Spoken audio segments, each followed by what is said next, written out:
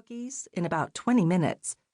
She hid them in the displays of bread, tucked between scones, or anywhere else she could think of. When a bright-eyed child discovered one, he or she was treated to the cookie.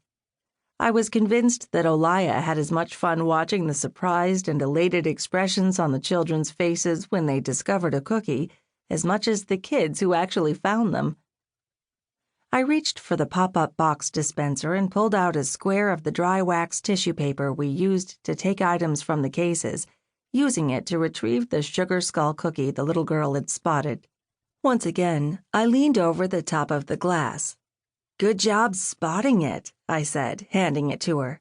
"Maybe you'll share it with your sister?" She looked to her mother for affirmation that she could take the cookie from me. "Can I?" she asked. Her mother smiled and nodded. "What do you say?" she prompted. The blonde-headed girl looked up, gave me a toothless grin, and said, "Thank you." The gap in her teeth made the TH come out as a T. I couldn't help but smile in delight. I could see why Olaya took the time to make the cookies. It was worth every extra minute it took to make a child happy. "You're very welcome, sweetie," I said. She took the cookie, her chubby hands clutching it like a treasured prize, and tried to break it in half. Her mom helped her, and the little girl offered one half to her younger sister. They each took a bite, the crumbs falling onto their matching red jackets. As I finished bagging the scones and collecting payment, laughter erupted from one of the bistro tables by the window. 4 women were seated around the table, each donning fun hats adorned with flowers, ribbon, and a small bird. Once I'd realized they were blackbirds, I couldn't help but smile. The Blackbird Ladies. They'd been called that since the dawn of time, or at least since I'd seen them gathering for an every-other-day croissant at Yeast of Eden and had given them the moniker. They wore hats adorned with silk daisies, carnations, and roses. Without thinking, I dubbed them the Blackbird Ladies. It was perfect. I'd tried it out in my head and then said it aloud, rolling the syllables around in my mouth. It described them to a T, not only because of the little birds perched on each of their hats, but because the women were each so unique, so original, so utterly precious. My favorite octogenarian, Penny Branford, was one of the 4.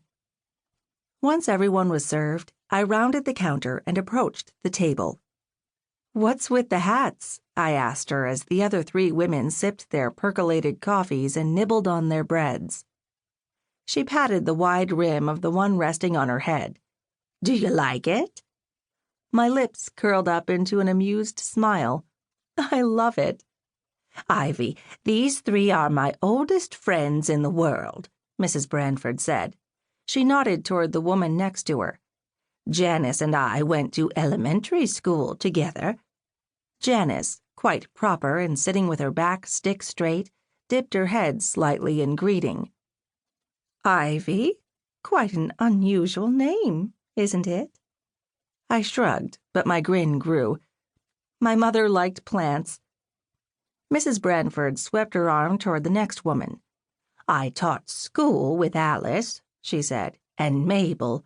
Ah, Mabel. She was the shoulder I cried on once upon a time." I loved a lot of things about Penelope Branford, but what I adored most about her was her honesty. I knew that if I had my skirt tucked up in my underwear, she'd yank it free. If I asked her if I had spinach in my teeth, she'd hand me a toothpick and hold up a mirror for me. And if she had something to tell me, she wouldn't hold back.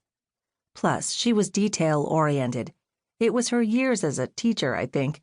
She was a dot every I and cross every T sort of person. She was my kind of person, which meant these women probably were my kind of people, too. "I can't imagine you needing a shoulder to cry on," I said, curiosity getting the better of me. I didn't want to dredge up old memories, but we'd already gone there once, and she'd opened the door again. She shrugged, almost nonchalantly, but I saw a flash of emotion in her eyes. "Almost losing your soulmate can bring a torrent of tears," she said. I swallowed hard. I knew about the